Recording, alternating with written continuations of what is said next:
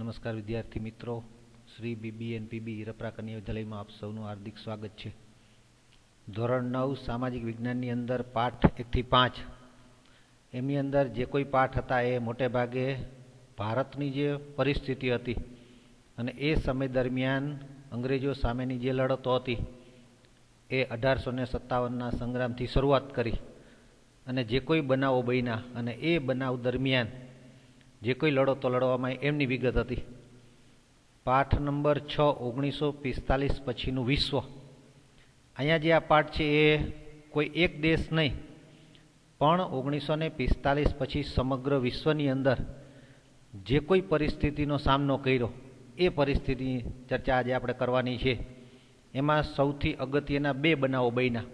એક 1914 થી 1918 પહેલું વિશ્વયુદ્ધ અને એ પછી 1920માં એ રાષ્ટ્રસંઘની સ્થાપના કરવામાં આવી પણ એમને જાજી સફળતા ન મળી અને એ જ સમય દરમિયાન 1939 થી 1945 એ દ્વિતીય વિશ્વયુદ્ધ છે એ સમગ્ર વિશ્વ માટે એ ભયાનકતા લાવ્યું.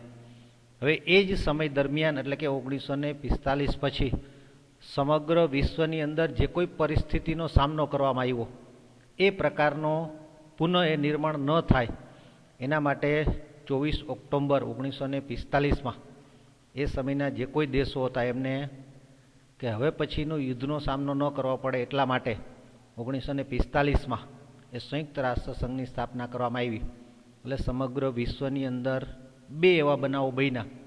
એક પહેલું વિશ્વયુદ્ધ 1914 થી 1918 અને એ જ સમય દરમિયાન રાષ્ટ્રસંઘ છે એ એટલું બધું પકડ ન જમાવી શક્યું અને એને કારણે 1939માં એ દ્વિતીય વિશ્વયુદ્ધ છે એ ફાટી નીકળ્યું. પુનઃ એ બનાવ ન બને એના માટે એ સમય દરમિયાન સંયુક્ત રાષ્ટ્રસંઘની સ્થાપના કરવામાં ધોરણ તમે 8ની અંદર એક આખો તમારે ચેપ્ટર આપતું હતું કે સંયુક્ત રાષ્ટ્રસંઘના અંગો, એમની કામગીરી અને કેવા કેવા પ્રકારના એમના એ અન્ય દેશો ઉપર એ નિયંત્રણો છે. આ રીતે 1945 પછી એ સમગ્ર વિશ્વની અંદર જે કોઈ પરિસ્થિતિનો સામનો કરવામાં આવ્યો, ખાસ કરીને એ સમયે અમેરિકા, રશિયા, ફ્રાન્સ અને બ્રિટન જે કોઈ આ શક્તિશાળી રાષ્ટ્રો હતા એ રાષ્ટ્રો એકબીજા ઉપર પ્રભુત્વ જમાવવા માટે કોઈને કોઈ પ્રકારના આવા એ પરીક્ષણો કરી અને વિશ્વ ઉપર પોતાનું જોહુકમીત આપવા માટેના એ પ્રયત્ન કર્યા. હવે અહીંયા એ સમય દરમિયાન જે કોઈ પ્રકારના 1945 પછી જે વિશ્વ સમક્ષ જે કોઈ પ્રશ્ન ઉદ્ભવ્યા હતા એમાંની એ ચર્ચા કરવાની છે. એમાંનું સૌથી પહેલું એ 24 ઓક્ટોબર 1945 સંયુક્ત રાષ્ટ્રસંઘની સ્થાપના. અત્યાર સુધી ત્રીજું વિશ્વયુદ્ધ એ પરિસ્થિતિનું નિર્માણ ન થયું એ જો કોઈ આભારી હોય તો એ સંયુક્ત રાષ્ટ્રસંઘ છે.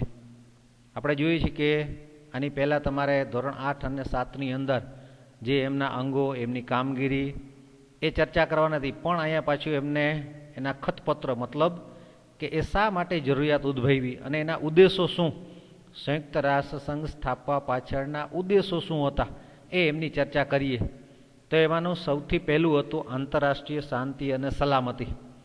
બે વિશ્વયુદ્ધની ભયાનકતા પછી વિશ્વના જે કોઈ રાષ્ટ્રો હતા એ પછી અમેરિકા હોય, રશિયા હોય, જર્મની હોય કે જાપાન હોય, હવે પછી વિશ્વ સામે આવી પરિસ્થિતિનું નિર્માણ ન થાય એના માટે 24 ઓક્ટોબર 1945ના રોજ એ સંયુક્ત રાષ્ટ્રસંઘની સ્થાપના કરી. એટલે સૌથી પહેલો ઉદ્દેશ કે આંતરરાષ્ટ્રીય બે રાષ્ટ્રો વચ્ચે કદાચ ક્યારેક કોઈ પ્રશ્ન ઉદ્ભવે તો એ વાટાઘાટા દ્વારા અથવા તો શાંતિમય રીતે એમનો ઉકેલ લાવવો એ કામ હતું. એટલે એ બાબતે સૌથી અગત્યનું એમનું જે ધ્યેય હતો એ આંતરરાષ્ટ્રીય શાંતિ અને સલામતી માટે. હવે એ સમય દરમિયાન કોઈ પણ રાષ્ટ્ર હવે એ સમય દરમિયાન કોઈ સરહદને લગતા પ્રશ્ન હોય કે અન્ય કોઈ પ્રશ્નો ઉદ્ભવે ત્યારે એ કોઈને કોઈ પ્રકારના અસરકારક સામૂહિક પગલાં લઈ અને આંતરરાષ્ટ્રીય શાંતિનું સમાધાન થાય એ પ્રકારના એ પ્રયત્ન કરવા. એટલે સૌથી પહેલો એ ઉદ્દેશ હતો એમનો કે બે રાષ્ટ્રો વચ્ચે ભાઈચારાની ભાવના જળવાઈ રહી અને જે કોઈ એ દેશની અંદર વસવાટ કરતો માનવ સમુદાય છે એ પોતાના હક પ્રાપ્ત કરે એ રીતે એટલે કે આંતરરાષ્ટ્રીય શાંતિ અને સલામતીની સ્થાપના કરી. એ એમનું સૌથી અગત્યનું એ ધ્યેય હતું. નંબર 2 આત્મનિર્ભર તથા સમાન હકના પાયા ઉપર રાષ્ટ્ર રાષ્ટ્ર વચ્ચે મૈત્રીપૂર્ણ સંબંધો વિકસાવવા તથા વિશ્વ શાંતિ તમામ યોગ્ય પગલાં ભરવા. કોઈ પણ રાષ્ટ્ર હોય, પછી અમેરિકા હોય, રશિયા હોય, જાપાન હોય, ભારત કે અન્ય કોઈ નાના રાષ્ટ્રો હતા, એ દરેક દેશ પોતાની રીતે જે કોઈ પ્રકારના એમના હકો છે એ મળી રહે અને બે રાષ્ટ્રો વચ્ચે કાયમ માટે મિત્રતાપૂર્ણ સંબંધો બને, એકબીજાને મદદરૂપ થાય, એ પ્રકારની છે એ કામગીરી કરવાની રહી. એવું એમના જે શરૂઆત થઈ 1945માં, ત્યારે 50 એમના જે સભ્ય દેશો હતા.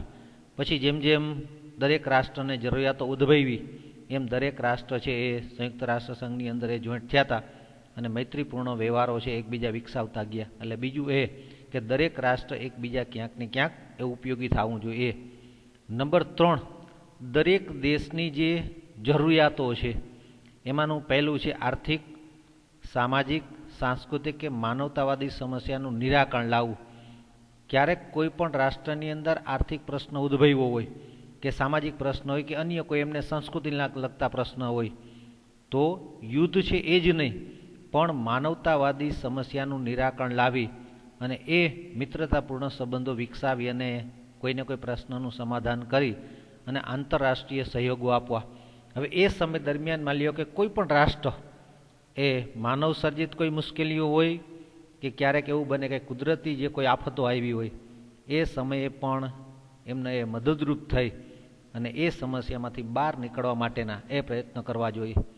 પછી અન્યથા એ દેશની અંદર વસવાટ કરતા કોઈ અન્ય પ્રશ્નો હોય, પછી એ જાતિને લગતા પ્રશ્નો હોય, ભાષાના હોય, લિંગ કે ધર્મને લગતા કોઈ પણ વ્યક્તિ એમના જે કોઈ મૂળભૂત હકો મળ્યા છે, એ એમની સ્વતંત્રતા છે, એ અન્ય રાષ્ટ્રો ઉપર એને તરાપ ન મારે અને એ પોતાની રીતે દરેક રાષ્ટ્ર એ વિકાસ કરી શકે એ માટેના પણ એમને પ્રયત્ન કરવાના હતા એવું હતું.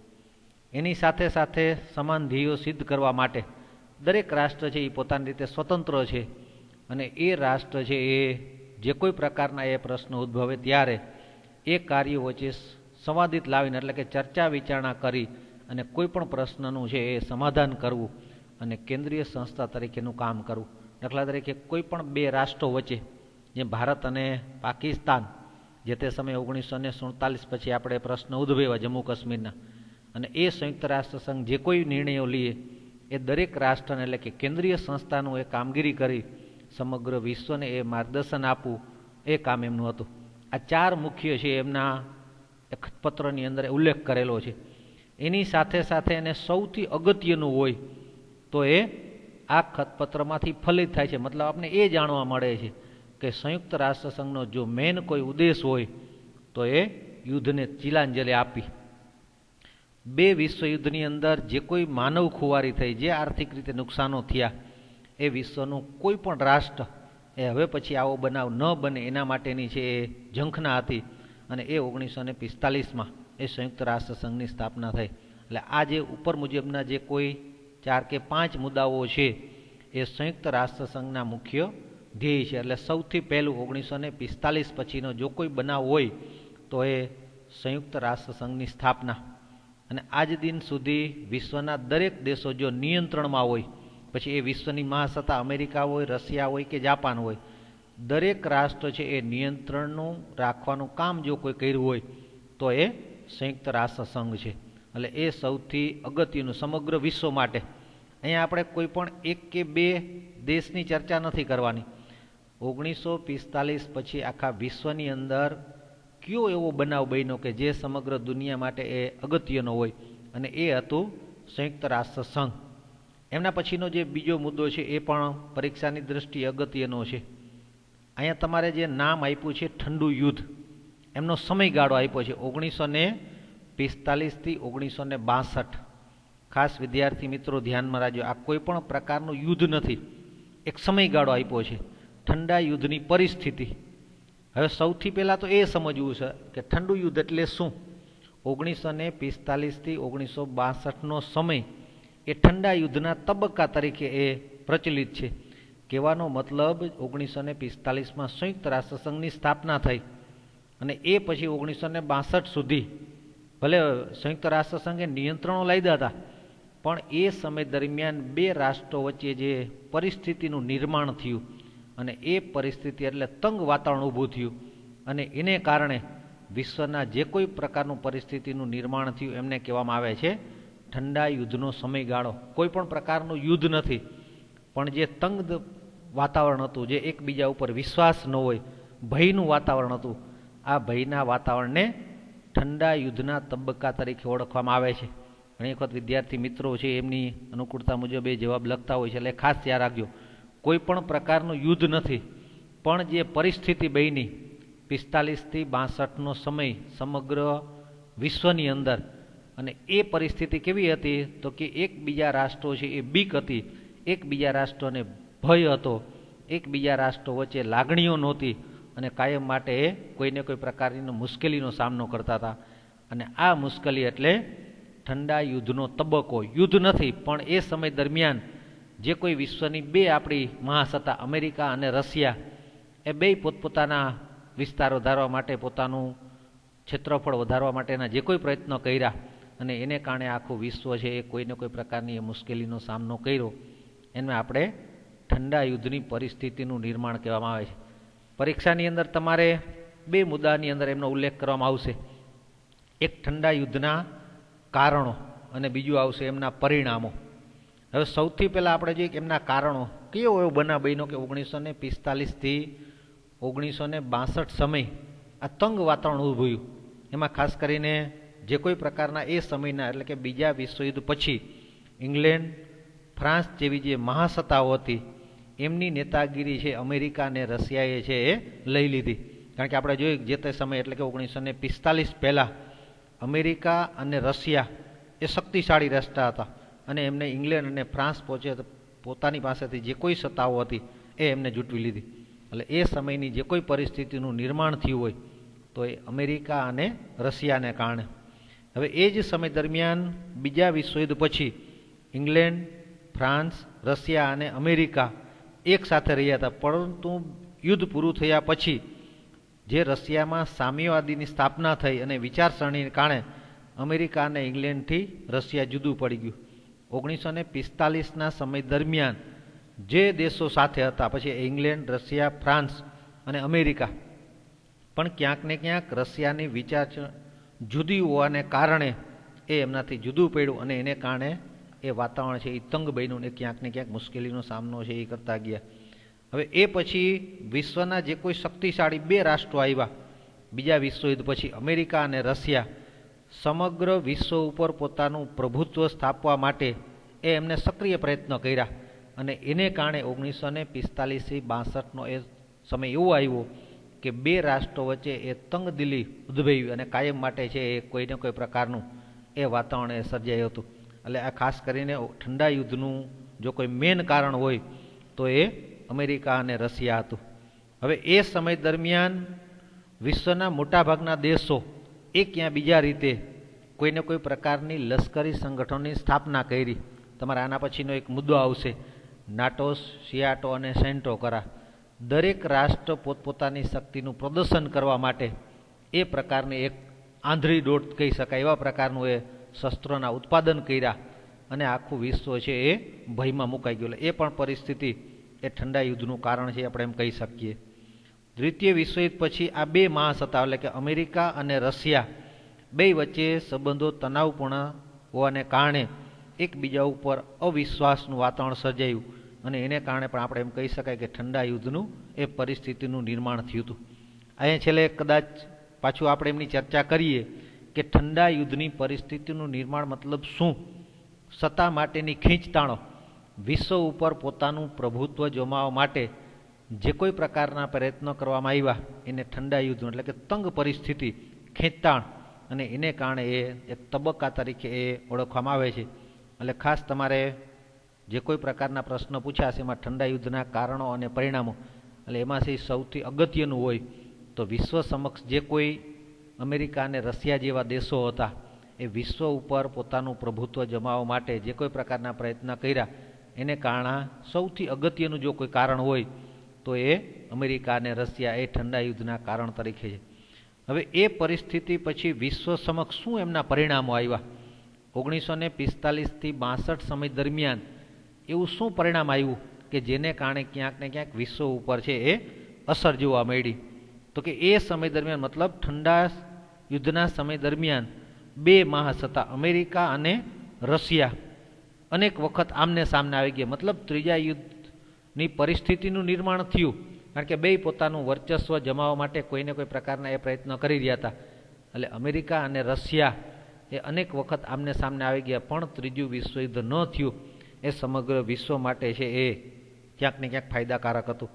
અને એ સમય દરમિયાન બે શક્તિશાળી રાષ્ટ્રો હોવાને કારણે એની પાસે પણ પરમાણુ શસ્ત્રો મિસાઇલો, અને એ સમય દરમિયાન જો યુદ્ધની પરિસ્થિતિનું નિર્માણ થયું હોત તો એ ઘણી બધી ભયાનકતાથી એમનો સામનો કરવો પડ્યો. પણ ફાયદાકારક એ હતું વિશ્વ માટે કે એમાંથી છે એ બચી ગયા હતા દરેક.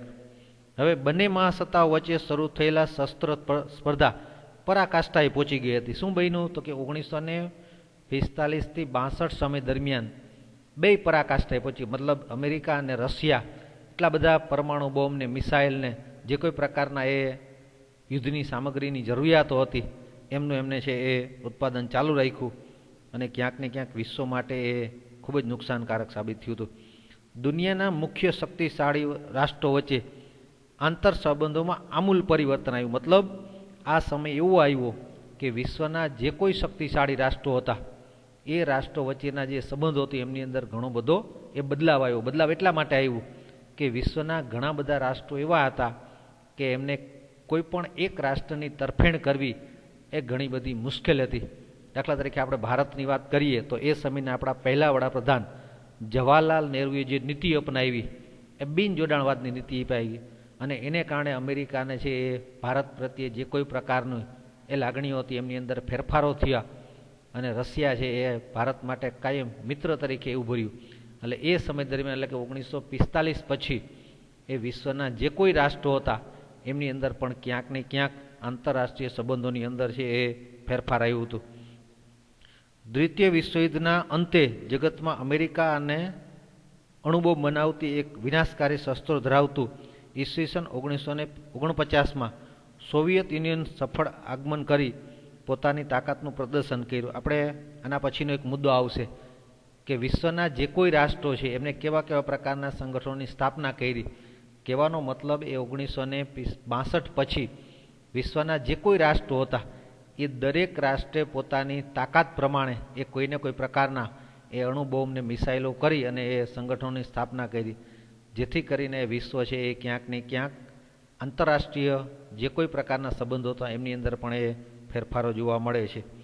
વિશ્વના મોટાભાગના દેશો એક યા બીજા પ્રત્યે ભારોભાર અવિશ્વાસ હતો. ટૂંકમાં કહેવાનો મતલબ એ સમગ્ર વિશ્વની અંદર એ પરિણામ આવ્યું કે મોટાભાગના રાષ્ટ્રો છે એકબીજા પ્રકારની લાગણીઓ નહોતી, અવિશ્વાસ હતો, અને જેને કારણે એ ઠંડા યુદ્ધના પરિણામની અંદર ઘણી બધી એ અસર આવી. યુદ્ધ નથી પણ જે કોઈ પ્રકારનું તંગ વાતાવરણ ઉદ્ભવ્યું એને કારણે ઘણું બધું છે એ વિશ્વએ સહન કરવાનું આવ્યું હતું.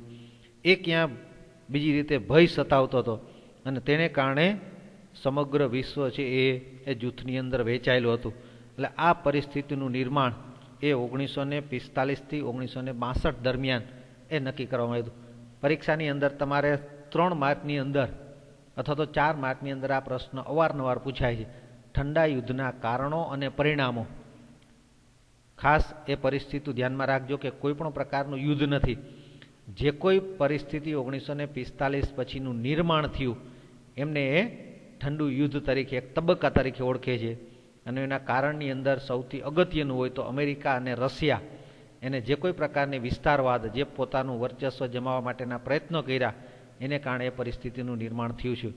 અને પરિણામ સ્વરૂપે એમને જે કોઈ પ્રકારના એ વાતાવરણ એ નિર્માણ થયું, તંગ પરિસ્થિતિ ઉદ્ભવી, એના પછીનો મુદ્દો છે એ હવે એ સમય દરમિયાન એટલે કે 1945ની અંદર ક્યાંક ને ક્યાંક દરેક વિશ્વના જે કોઈ રાષ્ટ્રો હતા એ કોઈને કોઈ પ્રકારના સંગઠનોની સ્થાપના કરી. જે કોઈ પ્રકારના બોમ્બને મિસાઇલોની જે શક્તિ બતાવવા માટેના પ્રયત્નો કર્યા એ અહીંયા તમારે 3-4 છે એ નામનો ઉલ્લેખ કર્યો છે. એટલે કે દ્વિતીય વિશ્વયુદ્ધ પછી યુરોપ અને વિશ્વના દેશો એ ક્યાં બીજા સત્તા જૂથો સાથે જોડાયા, અને વિશ્વના જે કોઈ ધ્રુવીકરણ કરવામાં આવ્યું, અને એને કારણે સમગ્ર વિશ્વનું વાતાવરણ છે એ તંગ પરિસ્થિતિ નિર્માણ થયું. અને એને કારણે સોવિયત અને સામ્યવાદી બચવા અમેરિકાની પ્રેરણાથી ઉત્તર એટલાન્ટિક મહાસાગર કિનારે આવેલા નાટો નામનું એક સંગઠનની સ્થાપના કરી. તમારે કદાચ પરીક્ષાની અંદર 1 માર્કની અંદર કે 2 માર્કની અંદર એ પૂછાય, એટલે એક ખ્યાલ રાખજો. 1949માં એ નાટો નામની એક સંગઠનની સ્થાપના કરી અને એ જ બચવા માટે દક્ષિણ પૂર્વના જે કોઈ દેશો હતા એને પણ સિયાટો એટલે કે 1945ની અંદર એ સૈનિક સંગઠનની રચના કરી અને વિશ્વ સમક્ષ કે પોતાની તાકાત બતાવવા માટેના એમને પ્રયત્ન કર્યા. અને એ જ સૈનિક સંગઠનની સામે રશિયાએ વોર્સો કરાર નામે સૈનિક સંગઠનની રચના કરી અને આ સંગઠનના અલ્બેનિયા, બલ્ગેરિયા, જેકોસ્લોવાકિયા, પૂર્વ જર્મની, પોલેન્ડ, રૂમાનિયા અને રશિયાના સભ્યો હતા. હવે જે તે સમય દરમિયાન આખું વિશ્વ એ 2 જૂથની અંદર વહેંચાયેલું હોવાને કારણે સમગ્ર વિશ્વની અંદર કોઈને કોઈ પ્રકારની એ પરિસ્થિતિનું નિર્માણ થયું અને પછી ઇંગ્લેન્ડની પ્રેરણા લઈ અને સેન્ટો જે કે એક જૂથ બની અને એમના કોઈને કોઈ પ્રકારની એ કામગીરી કરેલ. એટલે કહેવાનો મતલબ 1945 પછી જે કોઈ પ્રકારના આવા રાષ્ટ્રો હતા એ દરેક રાષ્ટ્રોએ એ પોતાની શક્તિ, પોતાનો જે કોઈ લશ્કરી તાકાત હતો એ પ્રમાણે નાટો, સેન્ટો અને વોર્સો કરાર નામના એ લશ્કરી જૂથોની સ્થાપના કરી અને વિશ્વને એ કોઈને કોઈ પ્રકારની પરિસ્થિતિનો સામનો કર્યો. વિદ્યાર્થી મિત્રો, 3 મુદ્દા આપણે અત્યારે અહીંયા ચર્ચા કરીએ છીએ. એક, 1945માં સંયુક્ત રાષ્ટ્ર સંઘ, એમનું ખતપત્ર મતલબ કે એમના ઉદ્દેશો હતા. 4 મુખ્ય એમના ઉદ્દેશો અહીંયા તમારે ઉલ્લેખ કર્યો છે કે 1945 પછી વિશ્વની સમક્ષ જે કોઈ સમસ્યાઓ આવી એમાંની સૌથી પહેલું એક સંયુક્ત રાષ્ટ્ર સંઘની કામગીરી અને બીજું 1945થી 1962 ઠંડા યુદ્ધનો તબક્કો, એમના કારણો અને પરિણામો. એ પરિસ્થિતિનું નિર્માણ થયું અને પરિસ્થિતિ પૂરી થઈ પછી જે કોઈ પ્રકારનો ત્રીજો મુદ્દો છે એ કે લશ્કરી જૂથમાં વહેંચાયેલું વિશ્વના જે કોઈ રાષ્ટ્રો હતા, શક્તિશાળી રાષ્ટ્રો, એ દરેક છે એ ક્યાંક ને ક્યાંક સંગઠનોની સ્થાપના કરી અને લશ્કરી તાકાત બતાવવા માટેના છે એ પ્રયત્ન કર્યા. આગળના લેક્ચરની અંદર આપણે હવે શસ્ત્રીકરણ, નિશસ્ત્રીકરણ, પરમાણુ શસ્ત્રોનું સર્જન અને તેનો ઉપયોગ એમની ચર્ચા કરીશું. Thank you.